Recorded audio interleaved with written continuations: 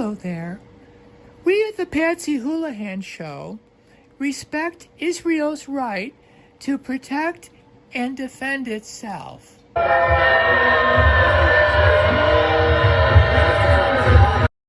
Please listen carefully. She's as funny as Lucy and she's in the know. She's as smart as Bill and always on the go. It's the Patsy Hoolahan Show.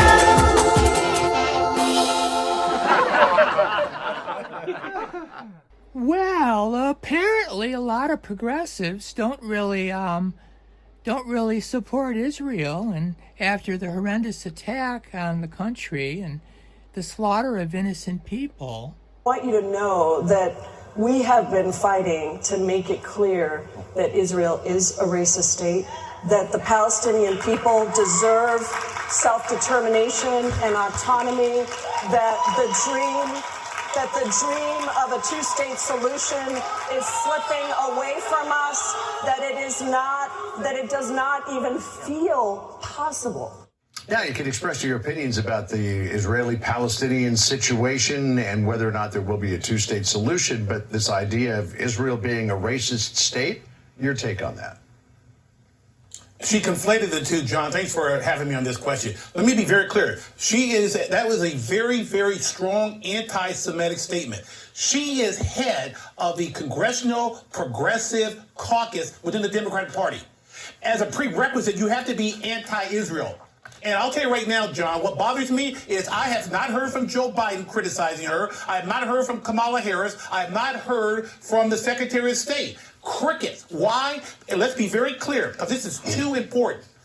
There's a strong anti-Israel, anti-Semitic wing in the Democratic Party. Everyone knows that, and she walked it back a little bit only because of the donors on K Street.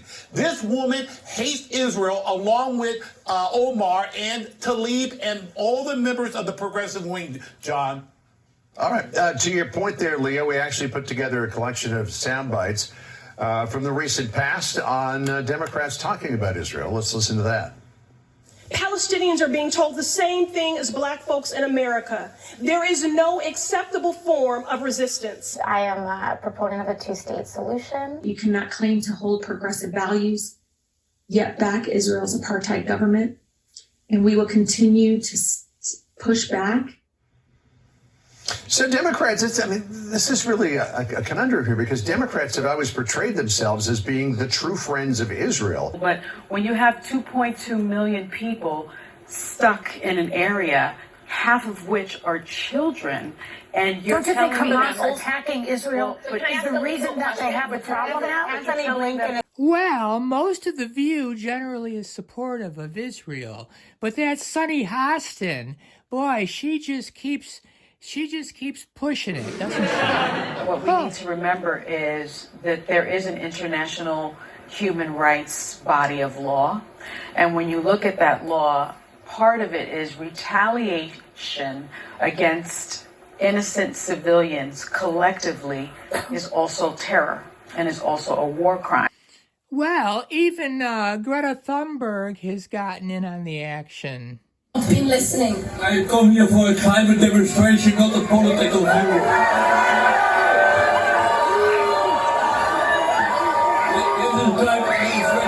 Calm down.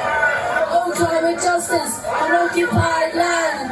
Oh, climate justice on occupied land.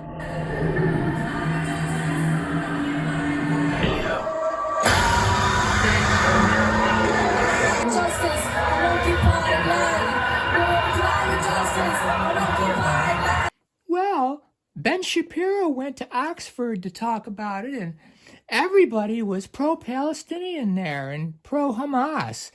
That was really terrible. Your logic is that you're a Hamas terrorist. Sorry, since 2005, 23 out of every 24 conflict deaths have been Palestinian. I don't see any moral equivalency there. It's clearly unjust what the IDF has been doing to the Palestinians, because there's a vast disparity between the number of Palestinians being killed and the number of Israelis. I mean, I would certainly hope that Israel is killing more Hamas. This isn't a conflict. This isn't a conflict. This is one-sided ethnic cleansing. Again, I'm just asking you, if based on the numbers, more Germans died than Brits in World War II, did that mean that the British were wrong in World War II? Because they did. Many more Germans died than Brits. Based on the numbers, does that mean that Britain was wrong in World War II? Britain wasn't bombing civilians.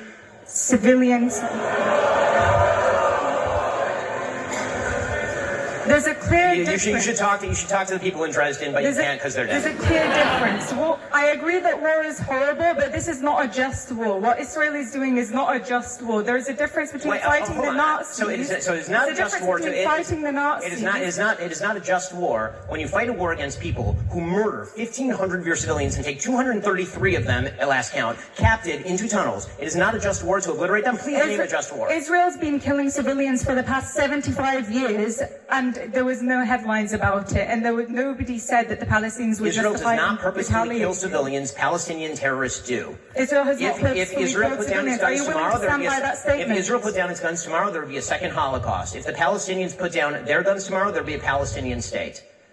That is the reality. And let me ask you this. There would not be a Palestinian. I'm going to ask you. I'm just going to ask you the last question. The same question I asked her. Which part of Palestine is occupied? The entirety of Palestine, but I'm not calling for the destruction of Jews. I appreciate you expressing your full genocidal intent for the Jewish people living between the river. Why is it genocidal to call for a state that is not apartheid? You can have a state where all citizens have equal rights, Jews and Muslims. I'm sure that's going to go amazingly. That's not genocidal. Under the same people who are governing the Gaza Strip, where currently 0 Jews live. That little montage you showed, let me tell you why the Democrats are basically handcuffed.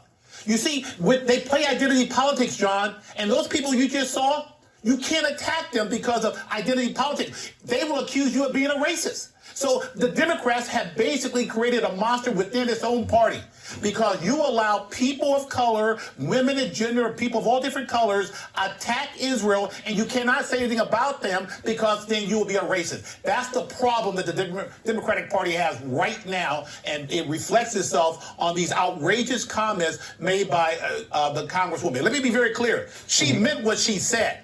She didn't, when she backed it off, she meant what she said. That was a true conviction of her feelings. Trump is the greatest president when it comes to pro-Israel position. Introduced for the first time ever anywhere the 45th president of the United States of America. Because Democrats have always portrayed themselves as being the true friends of Israel. And I remember during the 2016 campaign, Hillary Clinton was saying, oh, don't listen to Donald Trump. He's not a friend of Israel. Democrats are supposed to be the friend of Jewish voters, and yet the far left is saying all of this. Well, I don't agree with much of what Hillary Clinton has to say, but on this subject, I have to give her a lot of credit because she went on The View and she explained it in a way that everyone should listen to. You said something that I thought was incredibly important and needed to be said at this time, which is those calling for a ceasefire don't understand Hamas. Can you explain that? Because I know there is a deep passion and compassion for the Palestinian people and their suffering, but there is this entity there that is so dangerous. Well, Alyssa, you're absolutely right. There was a ceasefire on October 6th that Hamas broke by their barbaric assault on peaceful civilians and their kidnapping, their killing, their beheading, their terrible, inhumane savagery. There was a ceasefire. It did not hold because Hamas chose to break it. So you have to keep several things in your head at the same time, and that is, number one, Hamas is a terrorist organization. It has made very clear it is committed to the elimination of the state of Israel, and it has consistently broken ceasefires over a number of years. Israel has a right to defend itself, as any country would. Ukraine has a right to defend itself against an invasion, an unlawful, inhumane invasion by Russia. And Israel should conduct itself by the laws of war and do everything it can to prevent and limit civilian casualties. Those three things are all true themselves. And so when I said a couple of weeks ago that it wasn't time for a ceasefire because it would enable Hamas to rearm and reposition, because I've been to Gaza, and Gaza is a highly populated urban environment. And what has been going on now for a number of years under Hamas rule is the building of over 200 miles of tunnels under Gaza, the storing of munitions, all kinds of explosives under hospitals, under refugee camps, under civilian targets, the use of civilians as really just tools of war by Hamas. That has all been going on. And so when I said you could not have a ceasefire, people didn't understand that Hamas would use it for their own purposes. I think we're now moving toward a position where the idea of these humanitarian pauses that the Biden administration has been promoting are now, I think, on the table and should be. And what would that mean? Well, first of all, let's remember over 240 innocent people, not just Israelis, people from other countries. The second biggest number of people taken by Hamas are workers from Thailand who were working in agriculture. So this is a multinational hostage situation. A humanitarian pause would enable two things to happen if Hamas would agree, and that is let the hostages go. Yeah. These are innocent civilian people. They should not be held as, captives to Hamas, and let in more humanitarian aid that actually gets where it's intended, not into the hands of Hamas. So if we work on all of that, I think it's possible, given where the current situation is, because the Israelis are now in Gaza with ground troops. They have cut off the north from the south. They have surrounded Gaza City, which is the central command structure of the Hamas militants. Remember, this is a very long and complicated history. Yeah. My husband, with the Israeli government at the time in 2000, offered a Palestinian state to the Palestinians, at that time run by Arafat, Yasser Arafat. The PLO. And the PLO, the Palestinian Liberation Organization, which, by the way, took out of its charter violence against Israel. So you got to separate the Palestinians who believe that there is some future of peace with Hamas, which believes it has to destroy Israel. Yeah. Those are two different organizations, right, and they have to be viewed in that way. Arafat turned that down. There would have been a Palestinian state now for 23 years if he had not walked away from it. There was another attempt when I was Secretary of State to try to, bring the Palestinians and the Israelis together. That didn't work out. Israel left Gaza in 2005 and forcibly ejected 50,000 Israelis who were living in Gaza. They left all of their infrastructure. They had a big infrastructure of greenhouses where they were supplying fruits, vegetables, flowers, etc. And, the Palestinians deserved to have a productive, successful economy in Gaza. Hamas came in and basically destroyed all of that and killed a lot of other Palestinians. Today, we have to look at where we are.